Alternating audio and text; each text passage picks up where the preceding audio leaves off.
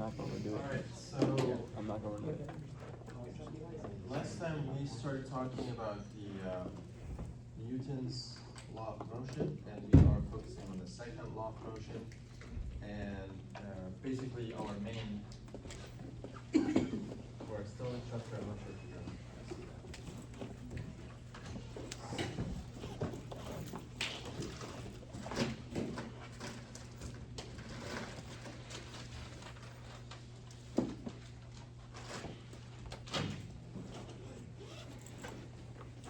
We are still in chapter 13, and our main focus on the forces equal to the mass times acceleration. And last time we started by the Cartesian coordinate system. So if you have a Cartesian coordinate system, you divide your acceleration in x and y, sum all the forces in x, and equate them to the mass times the acceleration in x, and sum all the forces in y, and equate them with all the mass and the acceleration in y. And if you have falling bodies, like a skier is falling in the x in a slope or something, or if a body is falling from like if I left my pen to fall, so there's only one acceleration in the y direction, there is no acceleration in the x direction, and the acceleration in y direction is equal to the gravity, right? So that's like common sense that we need to use while solving the problem. So what if I have a body that you can still use the Cartesian coordinate system in whatever problem that you would like to, but sometimes we can use other coordinate systems to make our problem much easier. So for example, I have an example here that says at the instant theta is equal to 60 degrees, the boy's center of mass G is momentarily at rest. So basically he has like a swing. This swing is attached to a fixed spot here, and you have a swing like this, and there's a kid. And by the way, the swing usually have two strings, two chords, right? So each chord has tension. Okay, so you have two chords here. By the way, I didn't say that it has two chords, but you have to assume that there's two chords holding the swing from the left and right. And there's a kid here, and the kid is swinging, and it says that at the instant of theta equals 60 degrees. So I start to observe the motion of the kid on the swing at 60 degrees. The boy's center of mass G is momentarily at rest. So at this point, the boy like backed up 60 degrees from the horizontal, and then let himself from the rest at this point. Determine the speed and the tension in each of the two supporting chords. So I said that there are two supporting chords here. Of the swing when theta is equal to 90 degrees. So when theta is equal to 90 degrees, measuring from here, so the boy is going to be like this, right? Here, this is where theta is equal. So what I'm asking for, I'm asking you try to find the tension in the chord here and the velocity of the kid. Definitely the kid is having a velocity v, and I know exactly the direction of the velocity at this point. The velocity at this point is that way, right? But once he comes here, he goes that way. So I'm asking you, find, this is example, non-solved example from the textbook. It is 1361. So I gave you, I gave you the weight of the boy. The weight is 60 pounds. And I said neglect his size and the mass of the seat and the chords. So I'm saying like whatever his size looks like we only care about his mass, okay? Like maybe small boys, long, like tall, short, it doesn't matter. Okay, so, and I'm asking, find the tension in the chord and the V at 90 degrees, at theta is equal to 90 degrees. All right, so let's solve this problem. If you guys remember, we had the steps that makes our problem get solved much easier, so let's follow these steps. So the first is you have to define the body that you are going to deal with, which is the mass on the seat. So let's say this is, you guys still can see? You see, okay, because I know that the board is messy, but let me know if I use a pen that you cannot see. All right, so this boy, this is his mass, and I'm gonna try to draw the free body diagram. And also, I'm gonna draw the kinetic diagram. I told you this is 5 points, 5 points. You have to get them first. Can you guys tell me all the forces that acted on the weight that we are dealing with here, which is the boy? That's basically the dot or at the end of the rod. Yeah. Okay. So this is the boy here. Okay. So that's why we are dealing it with as a rigid body. Yeah. The force of the string pulling on it? Okay, so I have a string Going up. going on like this. So what is the tension? It's a 2T, by the way, because 2 strings, okay? What else? The weight, The weight goes down. Is there any friction? yes. going Where's the that way, friction? that way. Not mentioned? Hmm? It's not mentioned, whether they air resistance or? Well, I don't have to mention it, but is there friction or not? Yes. Yes. What is this friction with? Yeah. It's not going- Well, we usually neglect the air friction. So I'm not gonna say it in the problem unless if I give you information about it and I told you, oh, the air friction coefficient is this. Okay. But if I didn't give you coefficient of friction, I didn't give anything about it. So air friction should be neglected. Okay. So there's no friction, okay? So we are gonna assume that this boy has his leg free out of the ground. Air friction is neglected, so I'm only dealing with 2 forces, the weight of the boy and the tension in the course. That's the only 2 things that I'm dealing with here.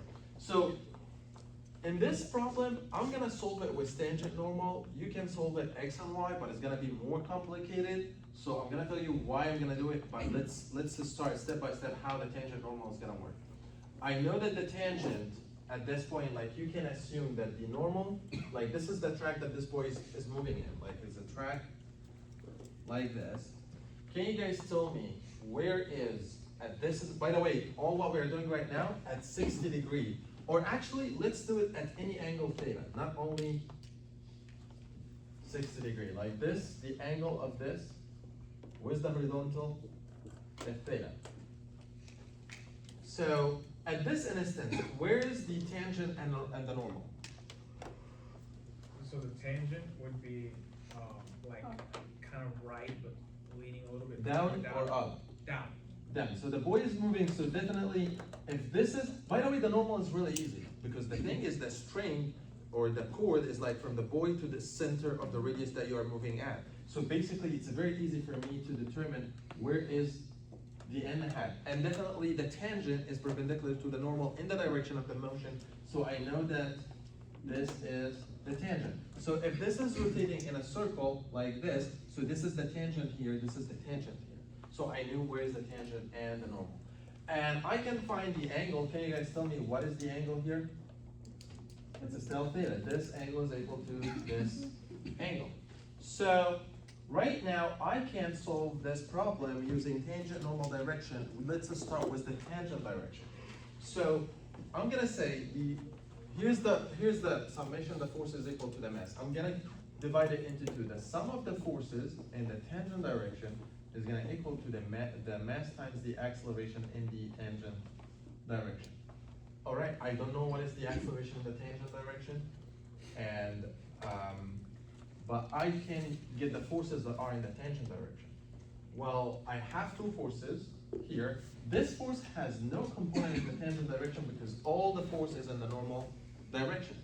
But I have the weight, and if this is theta, so this angle also is gonna be theta. Because this angle and this angle is 90 degree, and this is 90 degree. So basically there is W cosine theta is gonna be equal to the mass times the acceleration. All right? So you can convert the W to mg, and you can have here cosine theta, and this is m/at. So basically you can divide over m, so A tangent is equal to g cosine theta.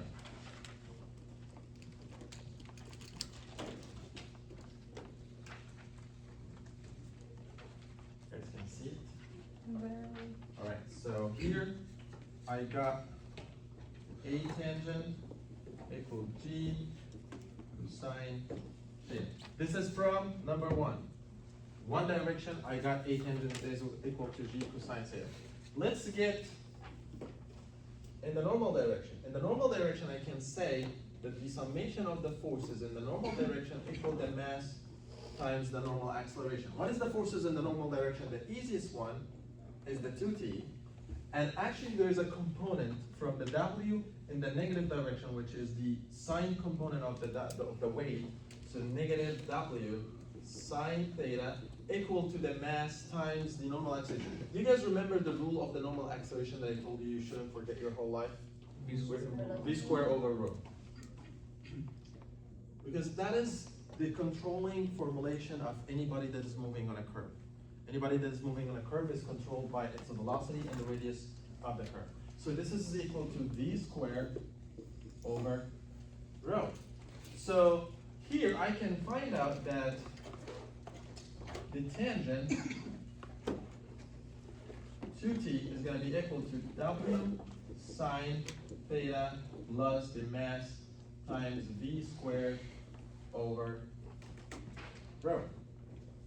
So, and by the way, this is a v tangent. There is no v in the normal direction. All the velocity are in the tangent component. So right now I have two equations. One of them is a tangent, and one of them is here. A tangent, by the way, I can find a tangent very easily. What should I supposed to do? I can substitute with the cosine theta, but this is going to give me only a tangent at this one. If you want to find a tangent here at 90 degrees, you can get it at 90 degrees. But the thing is, maybe the a tangent is changing over theta. Like here, every time that you come at some point, your acceleration is different because theta is changing. So what I'm trying to find out, I want to find out like how can I get the velocity from the acceleration? Like I have right now here, this one is a tangent. I can get the velocity from this. How? If you guys remember the relationship, because I want to get the velocity from here and plug it here. So let's see how we can do that. Do you guys remember the relationship between velocity and acceleration? So if you have a, it is, if you guys remember, it was ADS equal VDT, right? That was one of the relationships. ADS is equal VDT. How did I come up with this? I come up with this, if you guys remember, V is equal to ds dt, which means that dt is equal to ds over v. And A is equal to dv dt, which means that dt is equal to dv over A. So dv over A is equal to ds over v, so you multiply both sides, A ds is equal to v dv. Refresh your memory, we're going to find this rule, and we proved it early in the second or the third lecture. So this is the rule that we have here. So if I integrated both sides, it's going to give me the integration of A ds is going to be equal to the integration of this, which is going to be half v squared minus v naught squared. We proved this before. Here's the thing. I know acceleration is changing over theta, but and with every theta, the lengths on the curve is keep getting changed because the way, like let's say that you are here, so you have different theta here, the positions start from here. Let's say we are starting the circle from somewhere here. Here's your s is equal to 0. Once you cut more theta, you are cutting more s. So as theta is changing, your distance on this curve keep getting changing. But the problem here, I have A and ds here, so if I put my rules here, A tangent equal to g cosine theta, like this, the problem is, I need to have d theta so I can integrate cosine theta. You will not be able to integrate cosine theta with having ds here, because we need to integrate cosine theta so that we can make it sine theta. But the only way to do it, you have to have d theta here, because we are not, our integration right now is not function in theta, it's function ds. So we need to find a relationship between, like let's say we are going to take an infinitesimal distance on this curve. This area, or this angle is d theta. And this ds on the curve, and this is r of the curve. Do you guys remember what is the value of ds if you know d theta and r? If you need a piece on a curve, how you can find the length of this piece knowing the angle and the radius? S is equal to r theta, right? R d theta. Because the thing is, we said that the circle, the perimeter of the circle is 2 by r. Why? Because the whole perimeter is 2 by, and the radius is r. So if you want to find half of the circle, it's by r. 1/4 of the circle is pi over 2 multiplied by r. So it is the theta multiplied by the radius. So basically here, I can take out ds and say that this is the integration of g cosine theta multiplied by r d theta.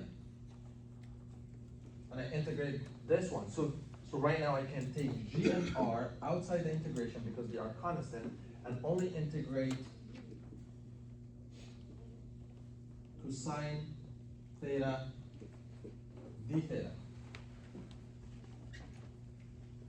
What is the boundary of the integration? Why I'm doing this integration? Because the thing is, everything is changing from theta to another. You cannot plug anything here and say, oh, I'm gonna get cosine 90 when the body came here. No, you cannot do that because the thing is, the acceleration is changing over theta and over ds. So that's why I'm making the integration.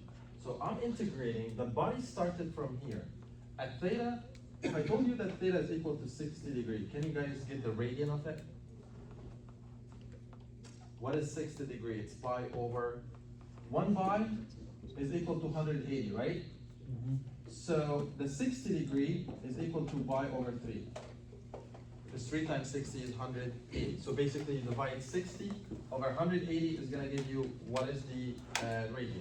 So basically, because the integration here, it needs to be done over radian. So you can make your whole function as radian. So basically I'm integrating from theta equal to pi over 3, and the boy came here until it stopped here where pi is equal to, where theta is equal to pi over 2, the 90 degrees. So I'm integrating from pi over 3 to pi over 2. You can keep them, theta is equal to 60 and theta is equal to 90.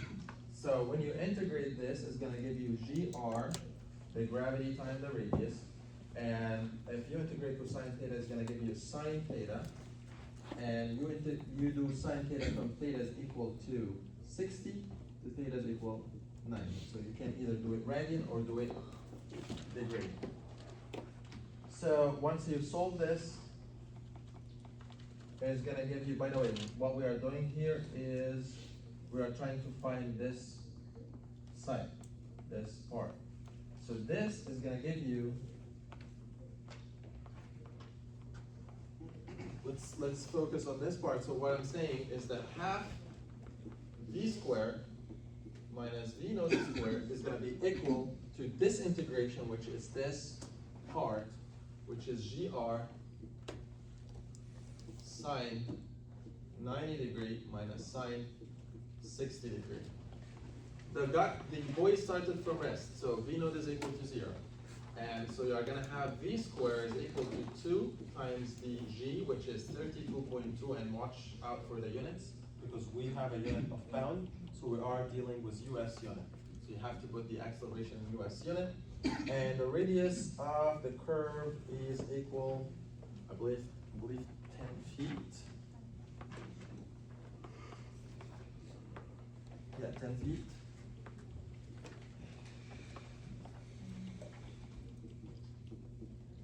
And then sine 90 is 1. How about sine 60? Do you guys remember what is sine 60? Is it half? Sine 60 degree. Root 3 over 2. Root 3 over 2? Okay. And then you try to find the velocity v, and it's going to be equal to 9.29 feet per second. Okay, so I got the velocity. Am I asking for the velocity? Yes, I'm asking this problem for the velocity, but I'm also asking for something else. Where? Here. V at 90 degree, and I'm asking for the tension here. So let's go add the tension. So I have this equation, and it's a function of the velocity too. So I can say that the tension is going to be equal 1/2 times the weight of the boy, which is 60 pounds, sine theta at this instant, which is 90 degree, plus the mass of the boy. The mass of the boy is 60 pounds over 32.2 because the weight is 60 pounds. So you divide it over g so that you can get the mass. and then multiplied by the velocity square, we got the velocity 9.29 squared over the radius, which is 10 feet. And here you're gonna find the tension is equal to 38 pounds. So there's a tension of 38 pounds on each cord. So both cords, like if you find PT2 of the tension, so this is gonna be 76 pounds. And actually that this is what we call the dynamic tension. When you are moving on the swing, so you have a dynamic tension in the cord more than if you are static. Like let's say this boy is sitting at 90 degrees on the swing, static, not moving. What is the tension in the cables? And his weight is 60 pounds. 60 pounds? Yeah, like his weight, the boy's weight is 60 pounds, sitting on the chair, not moving. What is the tension of the cable? Like here, the boy is sitting, let's say here, and there's a cable here and a cable here, and this boy's weight is 60 pounds, not moving, not making any move. What is the tension in this cable and what is the tension in this cable? 60 sounds like that. 6 in each cable? No, No, 30. 30 in each cable, right? So this is 30 and this is 30. That means the dynamic tension that comes from you are moving is much more than the static tension. If you are sitting static, why? Because there's a momentum. You are going all the way with the momentum, with your acceleration is adding up to your weight. Okay, so that's why there's more dynamic tension than the static tension. Okay, that's why dynamic load on the structures is much more higher than the static load.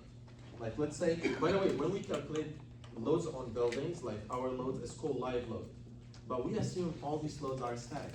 That's why we take factor of safety, because our live load is dynamic, we're moving. But we are not like running, or it is not like a stadium or something. So that's why dynamic load is much more higher, and we need to be careful when we calculate them. All right, does anybody have any questions so far? Yes. Going back on the way to where you have defining the acceleration and the tangent and normal, why did we break up the weight components if it's all in one piece?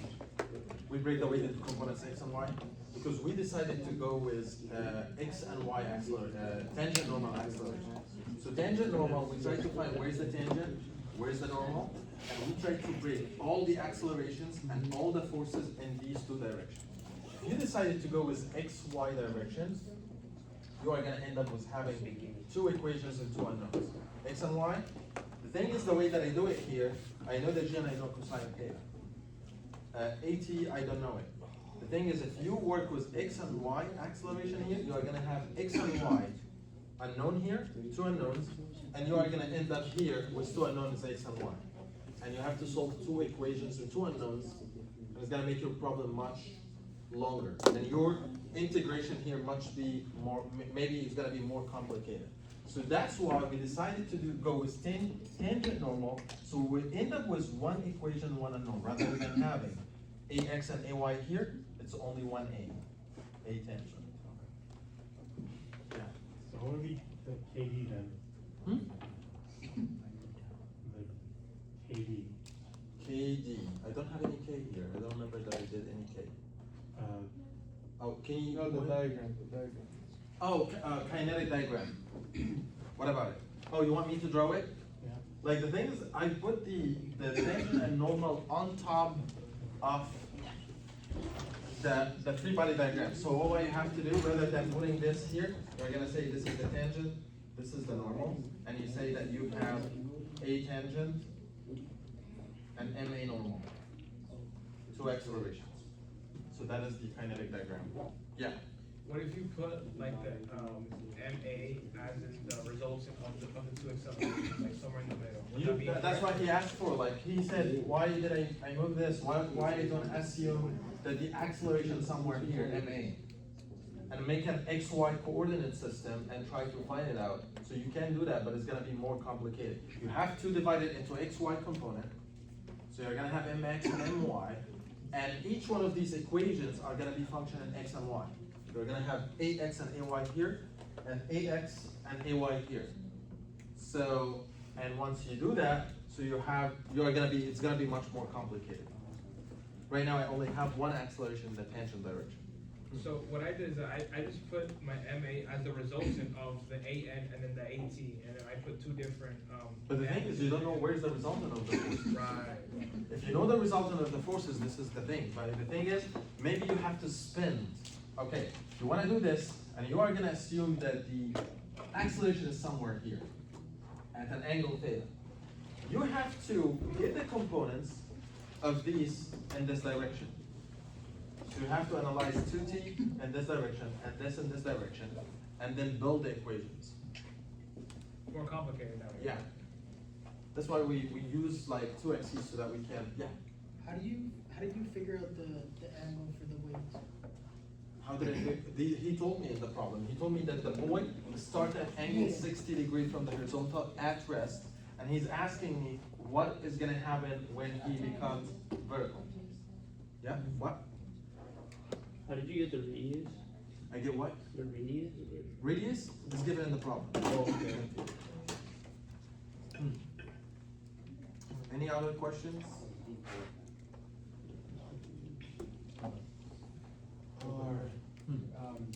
When you're integrating, ADS, and you get 1/2 B squared minus Here? the initial square, yeah, the 1/2 comes from where? Here's the integration of v dv. If you integrate x, it's gonna be x squared over 2. Right? Yeah. So this is gonna be v squared over 2, and you substitute with the boundary condition v naught and v, so you're gonna end up with v squared minus v naught squared. Yeah. Yeah, so like if we have like a circle like this, and I want to find what is the perimeter of the circle?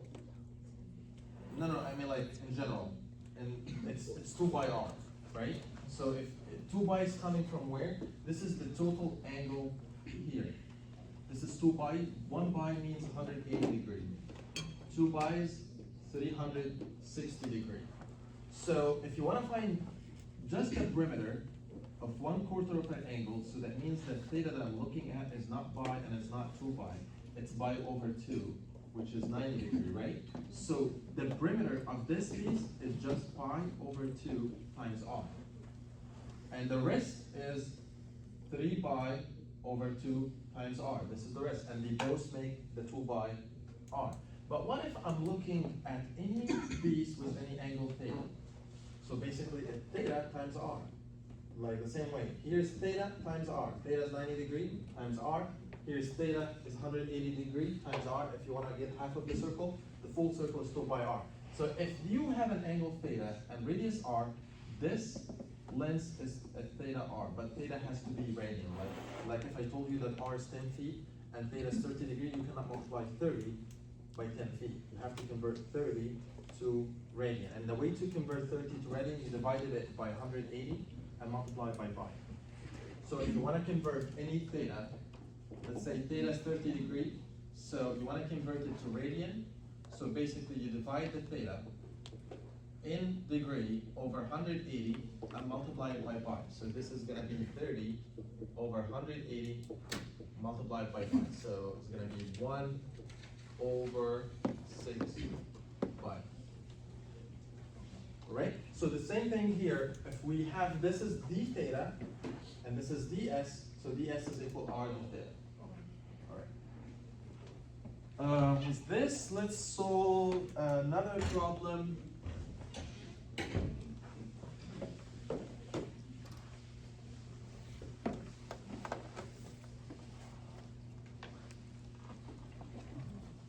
Sounds like they were doing probability here. Did you guys study probability? In what year? This year? So you guys take probability? So that was your class before that? You guys were there?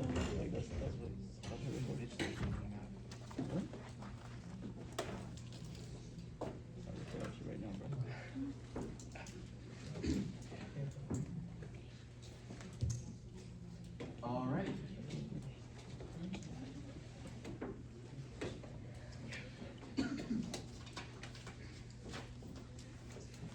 Let's solve a little bit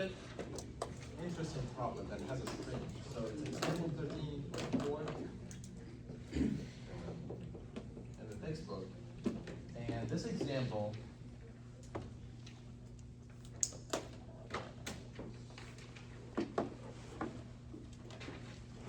Oh, let's go over there and solve it now.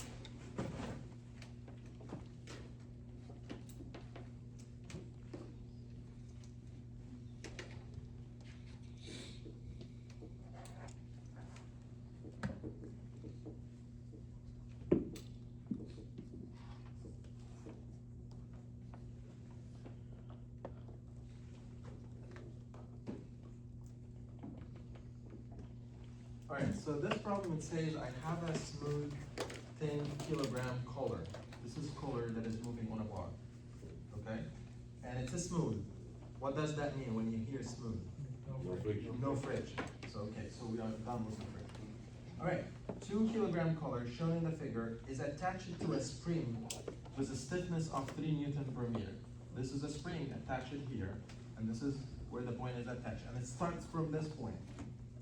And by the way, I said that this spring is unstretched at this location. What does that mean by unstretched at this location? Maximum tension. Initial position. Maximum tension. Maximum tension if it's unstretched? Like I have a spring, it's unstretched. So That that mean means that it's not No, it's no. fully. There's no force. like- No forces. But if I said stretched, I have to Oh. mention, is it like elongated or compressed? Okay. Alright, so this is the difference. And by the way, if I want to make this problem difficult, I would say that this spring is compressed, or really compressed, I mean that there's forces here. And once this move down, it's gonna reach to uncompressed length, so it's gonna be uncompressed here, so there's no forces here. But here's a different situation. I'm saying it's uncompressed here, or unstretched, that means it can fall. By the way, if this spring is compressed, this weight has to exert more force than the friction between these two surfaces so it can fall. Alright? Like if this spring is pushing on this body like this, it's like the same thing like I'm doing here. This is gonna fall, but once I put compression force on that, doesn't fall. Why? Because the force that I'm putting here is exerting friction on that, it's more than the exerted friction on this body. Alright? Why this is coming from? I'm putting a force. This force is making normal reaction, and the friction is based on the normal force multiplied by the friction coefficient. So I had to release my force. The less I release my force, I make it less, you see, and it starts moving. Okay? Alright, so let's get back to the problem. So I'm saying it's unstretched length of 0.75 meter if the collar is released at rest. I say it's gonna be released at rest here. So velocity is equal to 0, position is equal to 0, everything is equal to 0. Determine its acceleration and the normal force of the rod and the normal force of the rod on the collar here. So basically there is normal force exerted here on the collar at this point. Here the normal force is 0 because there is no forces coming from here, but here there is because the spring is going to exert more force on that. So let's see how we can solve this. I said the normal force of the rod on the collar at the instant y equal to 1 meter. So I want you at y equal to 1 meter to determine the acceleration and the normal force. Alright, so what I'm going to do, I'm interested at this instant. not this instant. So I have to draw my body, this is the body, the color, something like this. At this instant, I'm gonna draw the free body diagram here, and I'm gonna draw the kinetic diagram here. Tell me, is this better to solve a Cartesian or a tangent normal? Why? There's no curve. It's all linear motion, so it's Cartesian. It's moving only in y direction. Okay, so we don't want to do the mistake from last time. I'm gonna put the direction of the Cartesian coordinate system here. Where do you think that the best direction of the Cartesian coordinate system? Where should I was gonna ask, why are we focusing on that one and not the one on top? Because that's why he asked at the instant.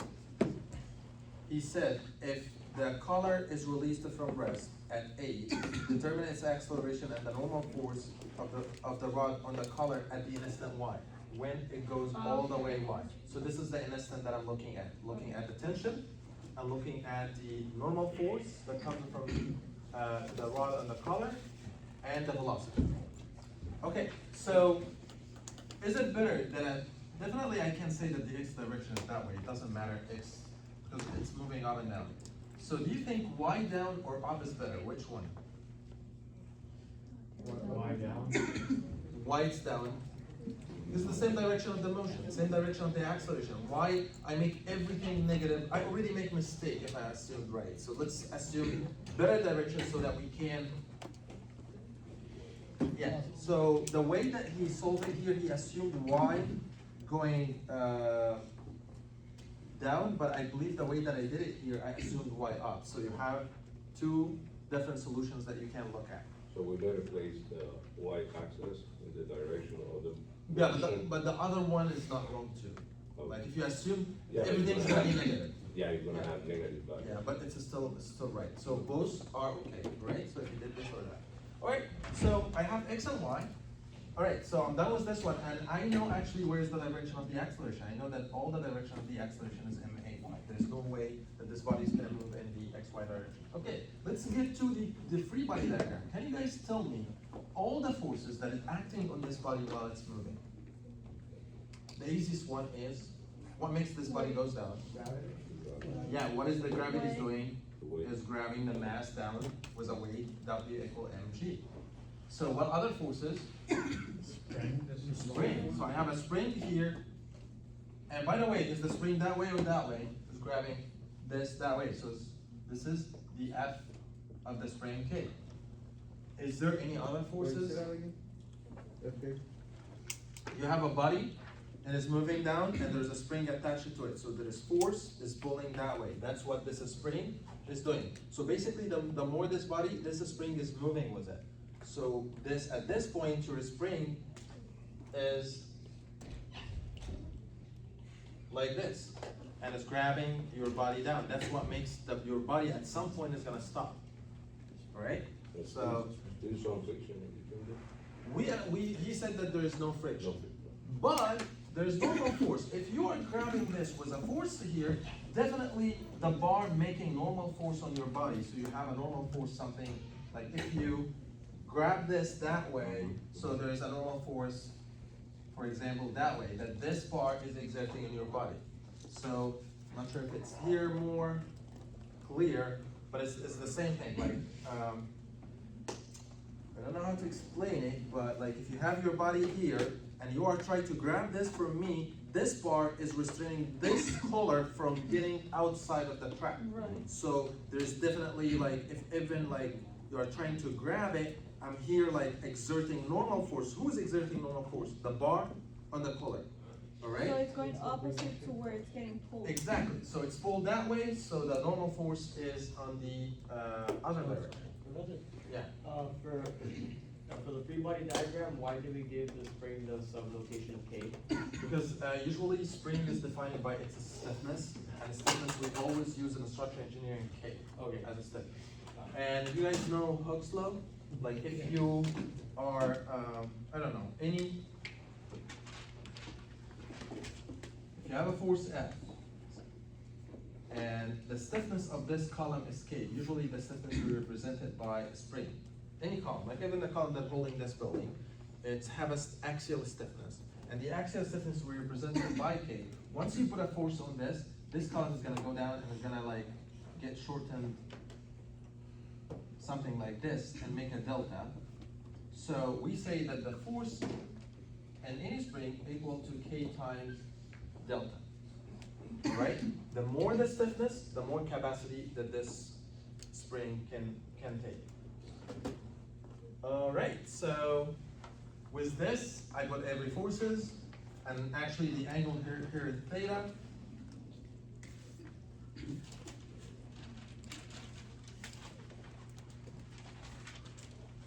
All right, I'm gonna assume that this angle is theta. All right, if you know that this is y and this is 7.5, can you guys tell me what is the length of the spring here? Y is 1, right? But let's keep it y. It's Okay. 1. It says it's 1, but I'm gonna keep it y for now. So we So that we do- can find a general formula, and then at any instant, 1, 2, we can substitute in the same equation. Right, so we can do Root of y squared square. plus 0.75 squared. Can you guys get sine theta? Yeah, so it's going to be. What is gonna be here? 1. Y. Y. Y. How about cosine theta? It's gonna be the 0.75, the other one, Divided by. divided by the square root of y squared plus 0.75 squared. That is sine theta and cosine theta. So typically, I laid out everything about the problem here. So let's do dynamics. Let's do Newton's second law.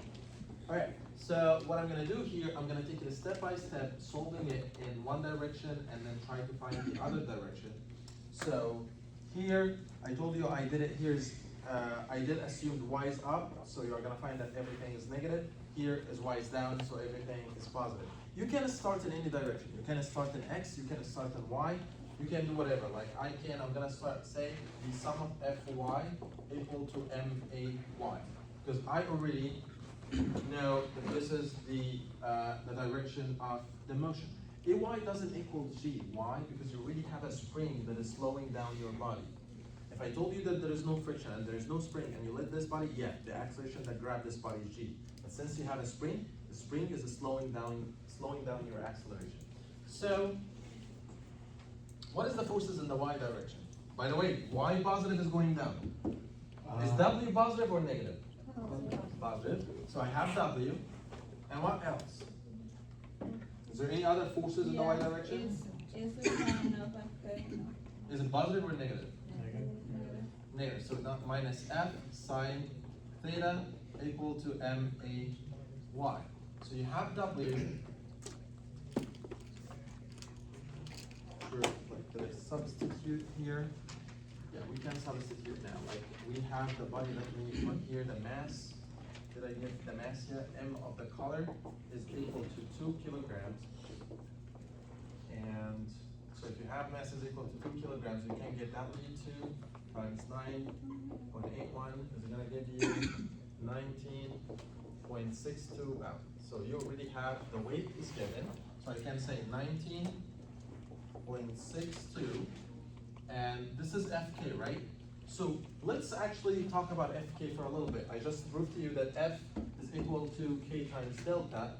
So basically, delta that we have here, I told you this is the unstretched length, and it came to this length. Yeah.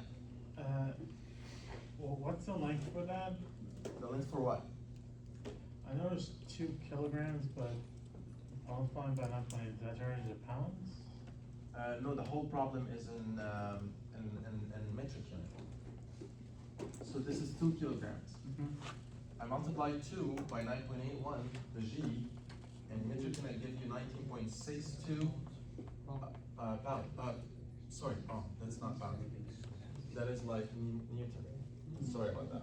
Okay. All right, so let's get to FK. FK is a little bit problematic, but we're gonna find it. So I said that F is equal to the stiffness of the spring, which is constant, 3 Newton over meter, multiplied by delta. Delta means that what is the length of the spring that you extended from the unstretched length? The unrestricted length is already given, 0.75 meter. The final length is this. So basically it is root y squared plus 0.75 squared minus 0.75. That is the delta that you have. So k times this. So I can say this is minus 3 root y squared minus 0.75 squared under the square root, and here 0.75 sine theta. Sine theta is equal to, we got it here, is y over the square root of y squared plus 0.75 squared. And all this is equal to the mass, which is 2 kilograms multiplied by a y. So right now, I have only one equation in y and ay. You can substitute in this equation right away at y equal 1 meter. Like you can say, oh, at y equal 1 meter, the ay, you substitute by y here and y here, and put this in all your calculator, you're gonna find that this is equal to, all right, tell me, is the acceleration that I'm gonna get right now is more than the ground acceleration or less than the ground acceleration? Less. It is less. Why? Because the thing is, this body when it moves is the ground acceleration, but the thing is you are grabbing it with the spring, making it slow down. Alright? Okay, let me ask you, the more the spring stiffness, the less or the more the body acceleration? Less. The less, right? Because it's grabbing it with more force. But the thing is, if I told you this body has a force applied on the body, like the body's trying to move down and you are pushing it more down, that means the acceleration is going much more higher than the ground acceleration.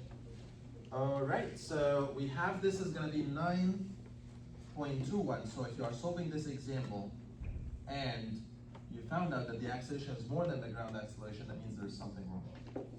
Meter per second. Alright, so I found the acceleration, which is the first requirement in this problem. The second requirement is the normal force. To get the normal force, I have to deal with summation fx equal to max. I know in this problem there is no acceleration in the x direction for sure, because the body is moving down and restrained by the bar, so this is equal to 0. So I can say that all the forces in the x direction, which is the n, Normal. n is positive or negative?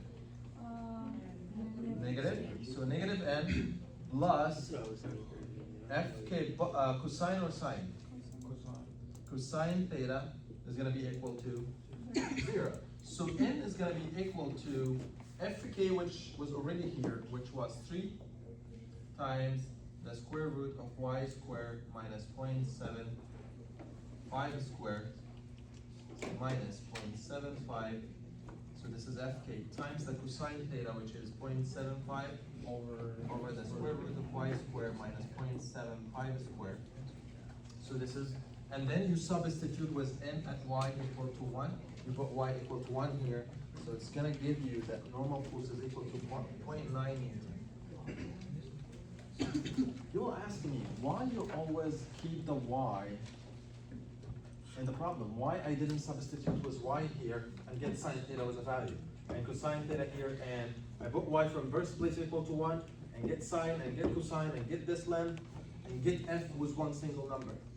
Like, if I ask you in this problem to find, for example, the velocity of the body, the thing is, I have to have this equation. I have to have it as a function in y. Maybe the acceleration is constant, but the velocity is not constant.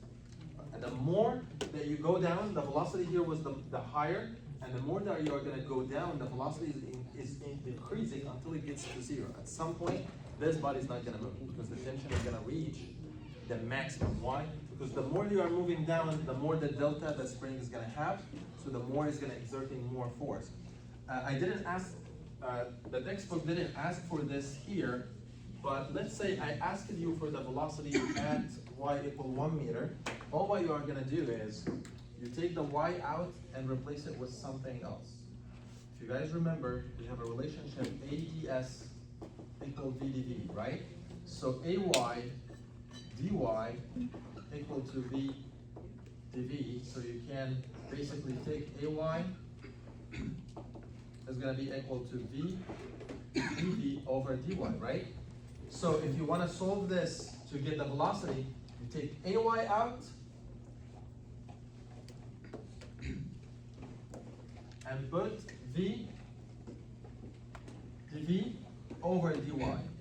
And then what I'm gonna do, you are gonna send dy here, and then you are gonna integrate this side with respect to v and integrate this side with respect to y. You have y's here integrated with y, all the variables y separated, and all the v variables separated, and you can integrate them. So there's a problem, I believe, in the textbook that has one and that's not solved. They're asking for the velocity. So just an idea, maybe I solve it here, try to do it at home. This integration is a little bit difficult. You need to be familiar with how to integrate roots. So do you guys know how to differentiate the square root? Like, let's say I have a square root of y. Can you guys differentiate it with respect to y?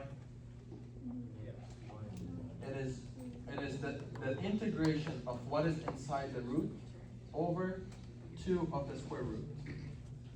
This is how you integrate. Or you can convert the root to y to the power half. Is that right? So try to differentiate that.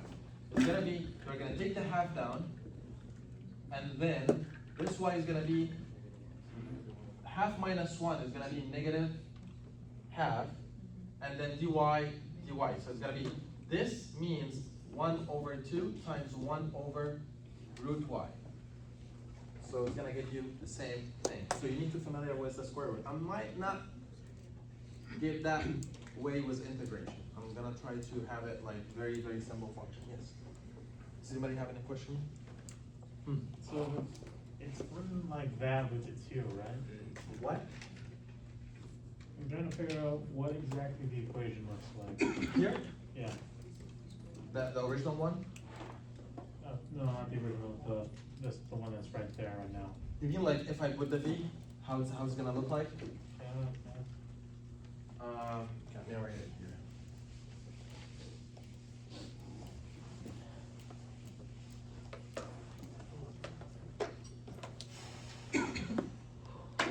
Alright, so the equation is gonna be, can you guys, actually I got it here.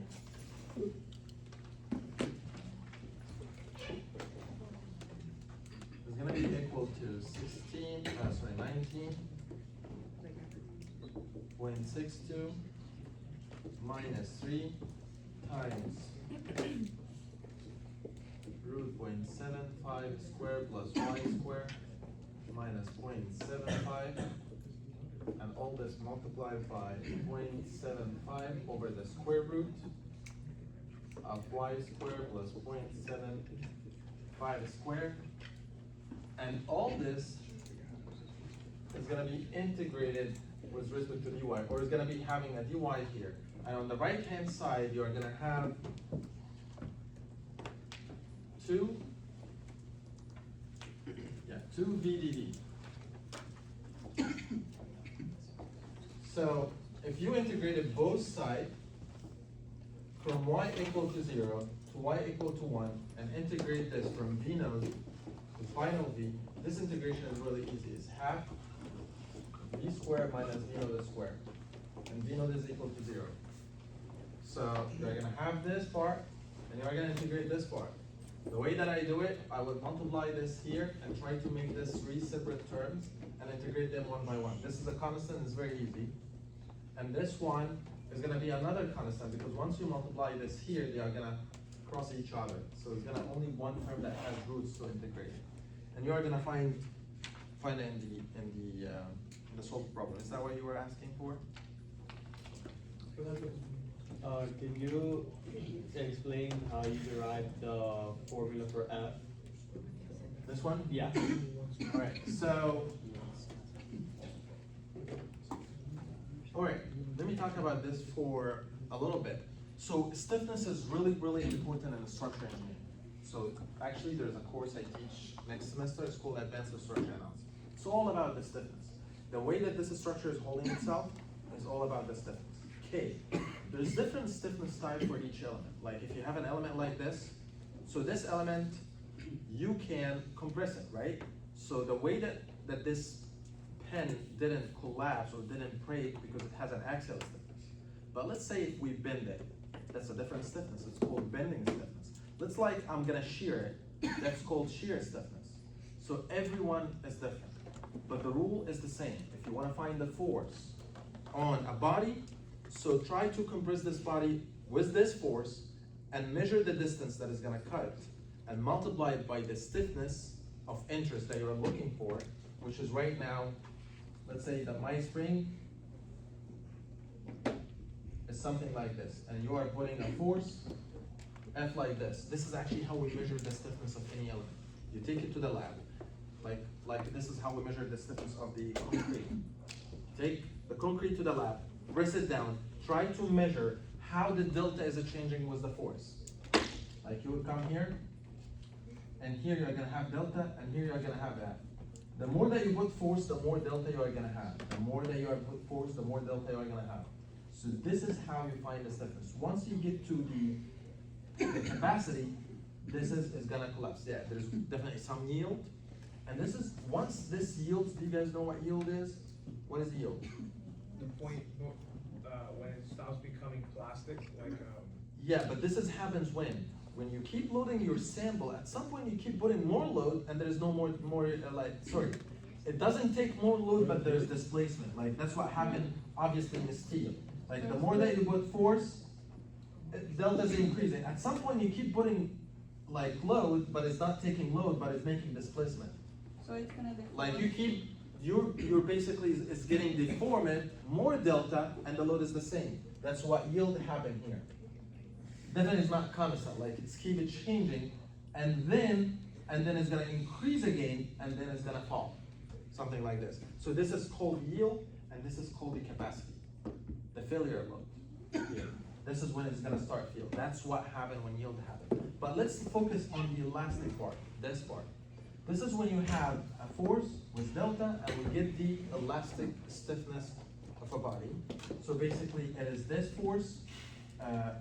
The slope of this is the K. Like if you get the slope, this is F, and this is delta, and you divide F over delta, it's gonna give you K. Or you multiply delta times K, is gonna give you the force.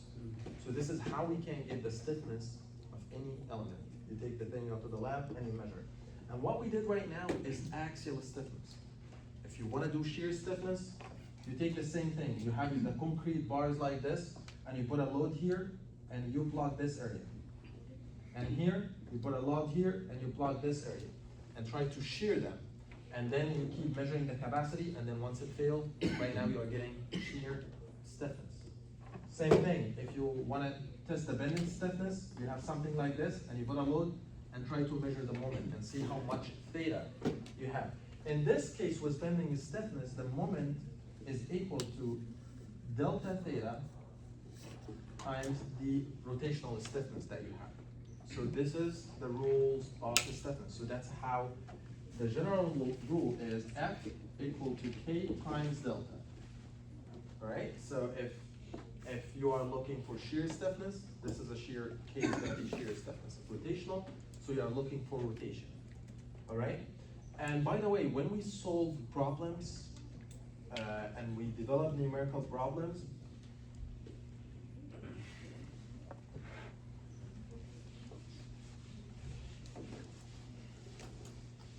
we convert everything to springs, to stiffnesses, because actually that's what hold our structure. Like, let's say our structure is something like this.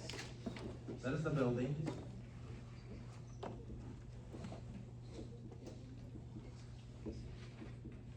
You have a bunch of columns that holding this building.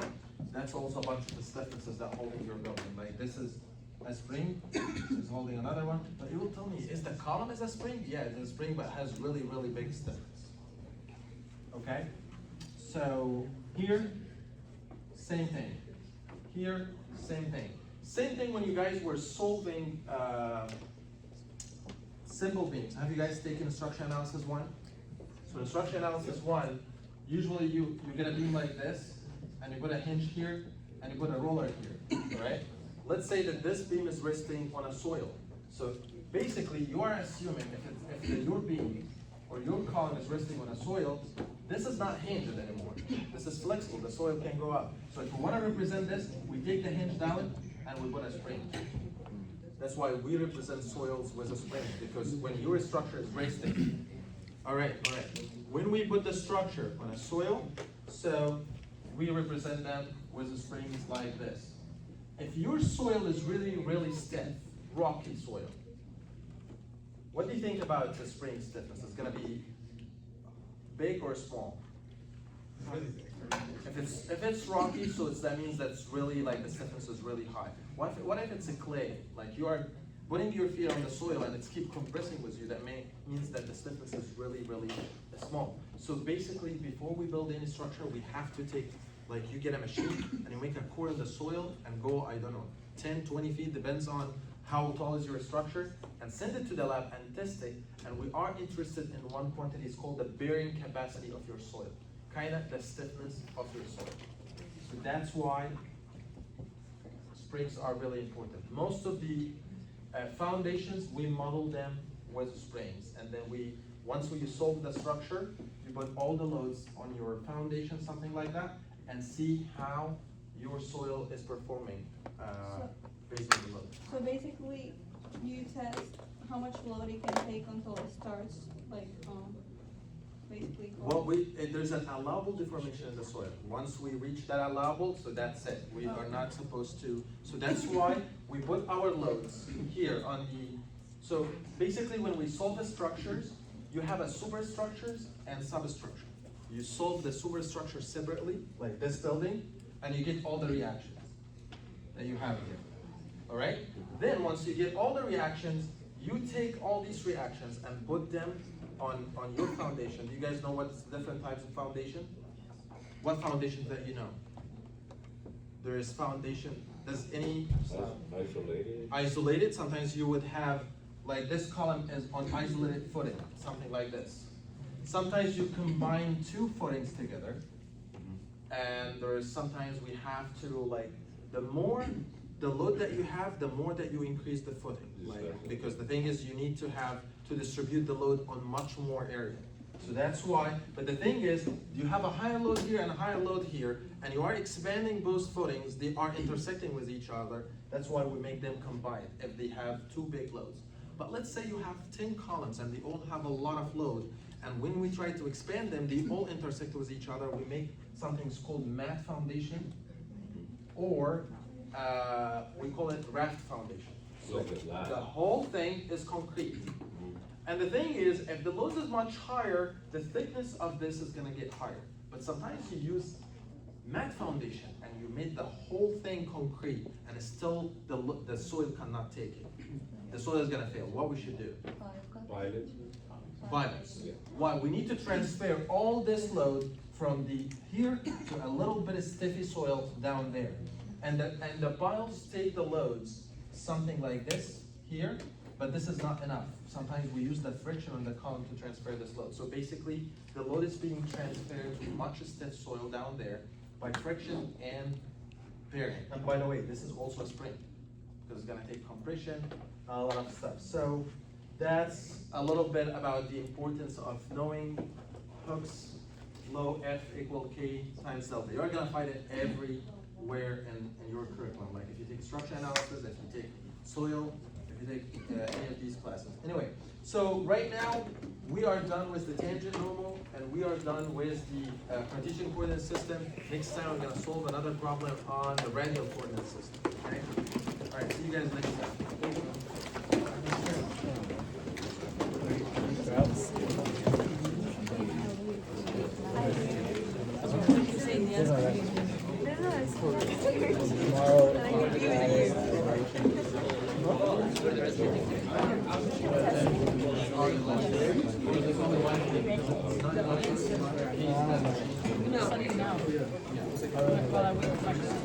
I thought so too, and then I realized like, man, this is too long, I gotta shorten it.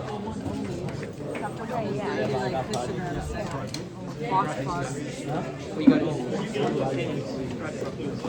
Core Bridge AI project. You ready?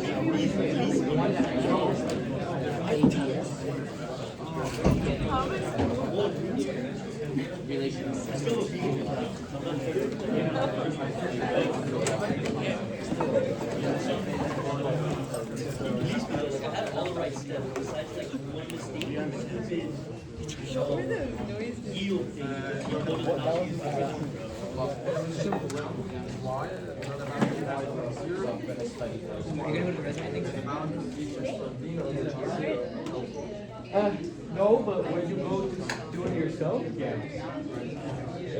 Yeah, let's say, the thing is, let's multiply this by x, and this is simple. So you have two constants. The only one is like, when you multiply this by x, you have to find out this.